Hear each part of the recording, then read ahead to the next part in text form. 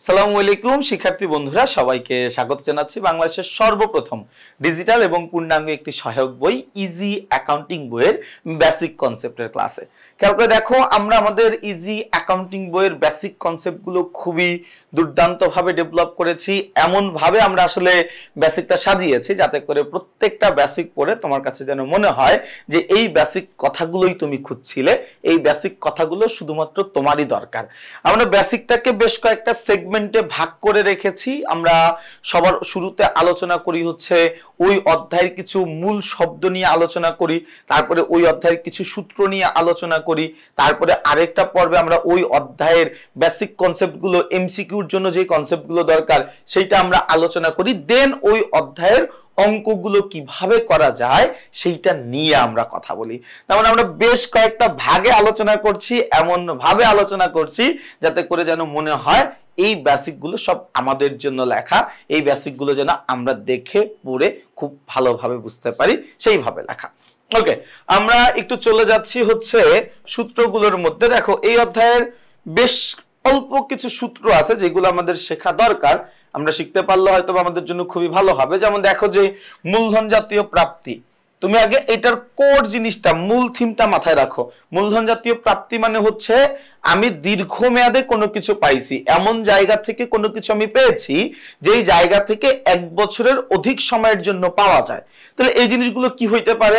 মালিকের মূলধন, ব্যাংক থেকে গৃহীত ঋণ এবং সকল ধরনের স্থায়ী সম্পত্তির বিক্রয়কৃত অর্থগুলোকে যদি যোগ করে দেই তাহলে আমার মূলধন জাতীয় প্রাপ্তির পরিমাণ বের হয়ে যায়, তাই না? আচ্ছা, এরপরে আবার একটু খেয়াল করে দেখো ভাইয়া, মূলধন জাতীয় আয়। মূলধন জাতীয় আয়টা আমি কিভাবে বের করতে পারি? মূলধন জাতীয় আয়টা আমরা বের করতে পারি হচ্ছে মূলধন জাতীয় প্রাপ্তি থেকে মূলধন জাতীয় ব্যয়ের পরিমাণটা বাদ দিয়ে দিব। দেখো, মূলধন জাতীয় আয় বলতে মূলত বোঝায় মূলধন জাতীয় প্রাপ্তির ওই অংশটা, যেই অংশটা আমি স্থায়ী সম্পত্তি বিক্রি করে মুনাফা হিসাবে পেয়েছি, লাভ হিসাবে পেয়েছি, তাই না? তাহলে এটা কি মুনাফা, মূলধন জাতীয় আয়। এরপর আমরা আসি হচ্ছে আমরা 3 নাম্বার সূত্রে, মূলধন জাতীয় ক্ষতি। মূলধন জাতীয় ক্ষতি কেমনে বের করবো? ঠিক একই রকম, মূলধন জাতীয় ব্যয় থেকে বাদ দিব মূলধন জাতীয় প্রাপ্তি। সোজা কথা হচ্ছে মূলধন জাতীয় প্রাপ্তি যদি মূলধন জাতীয় ব্যয়ের চাইতে বড় হয়, মূলধন জাতীয় প্রাপ্তি যদি মূলধন জাতীয় ব্যয়ের চাইতে বড় হয় তাহলে সেটা আমার জন্য মূলধন জাতীয় আয়। মূলধন জাতীয় ব্যয় যদি মূলধন জাতীয় প্রাপ্তির চাইতে ছোট হয়, মানে সোজা কথা প্রাপ্তি বড় সেটা আমার জন্য আয়, ব্যয় বড় তাহলে সেটা আমার জন্য ক্ষতি। 2 নম্বর আর 3 নম্বর সূত্রটা একই রকম। এরপর আমরা আসি 4 নম্বর সূত্রে। 4 নম্বর সূত্রে কি বলা আছে? মূলধন জাতীয় ব্যয়। মূলধন জাতীয় ব্যয় বের করার সূত্র কি? সূত্র হচ্ছে স্থায়ী সম্পত্তি ক্রয় যোগ স্থায়ী সম্পদের ক্রয় সম্পর্কিত অন্যান্য খরচ বাদ দিয়ে দিব কি এই ক্রয় সম্পর্কিত অন্যান্য খরচ বাদ দিলে আমার বেড়ে যাচ্ছে কি মূলধন জাতীয় ব্যয়ের পরিমাণ। আবার খেয়াল করে দেখো, মূলধন জাতীয় ব্যয় এটা বের করব কেমনে? স্থায়ী সম্পদ ক্রয়, এটার সাথে আমি যোগ করব স্থায়ী সম্পত্তির ক্রয় সম্পর্কিত খরচগুলা। যোগ করব কি স্থায়ী সম্পত্তির ক্রয় সম্পর্কিত খরচগুলা যোগ করব, তাহলে আমাদের উত্তরটা কিন্তু আমাদের সামনে বের হয়ে যাবে, তাই না? আচ্ছা, এরপর আমরা চলে যাই হচ্ছে আমাদের 5 নম্বর প্রশ্নে কি বলা আছে? মুনাফা জাতীয় আয়। মুনাফা জাতীয় আয় বের করার সূত্র হচ্ছে আমার প্রতিষ্ঠানে যত ধরনের আয় রয়েছে সবগুলো আয়কে যোগ করে দেওয়া। আমার প্রতিষ্ঠানে যত ধরনের আয় রয়েছে সবগুলো আয়ের পরিমাণকে যোগ করে দেওয়া। কিভাবে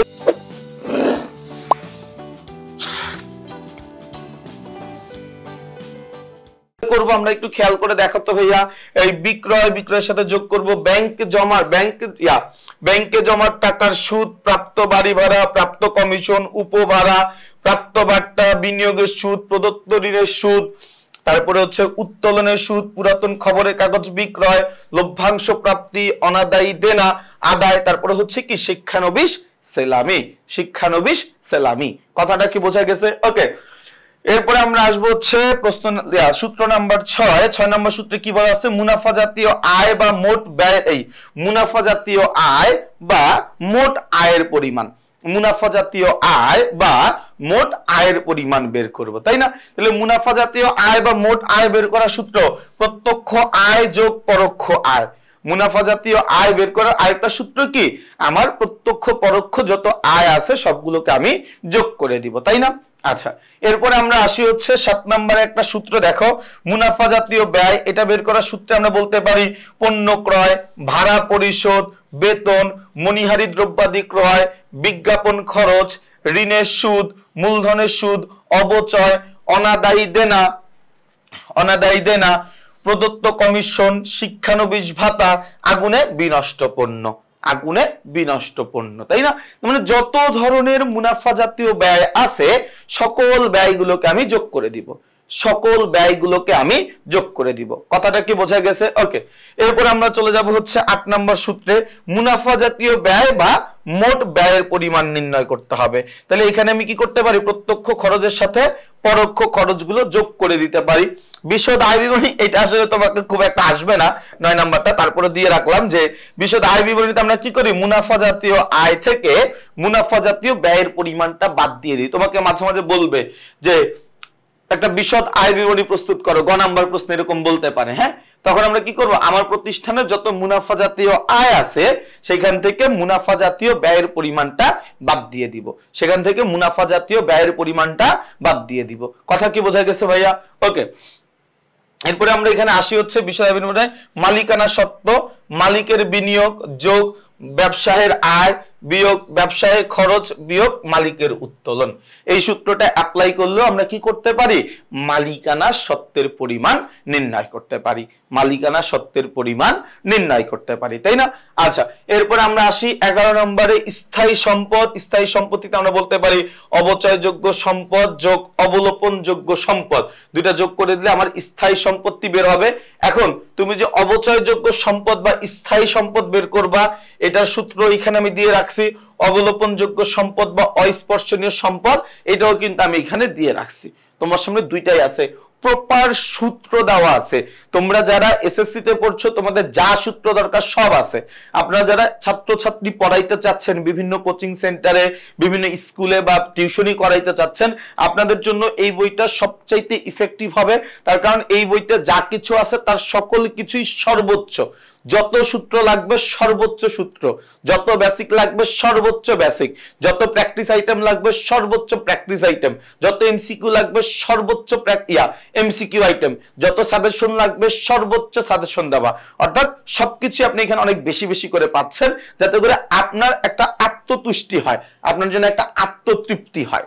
আচ্ছা, এরপরে আমরা আসি আবর্তক খরচ। এই টপিকটা এখন আর তোমাদের নবম দশমের সিলেবাসে নাই, তো এটা না জানলে হবে, বাট ইন্টারের জন্য যদি কেউ শিখতে চাও সেই জন্য শিখে রাখতে পারো, সেই জন্য তোমাদের এই জিনিসটা লাগবে।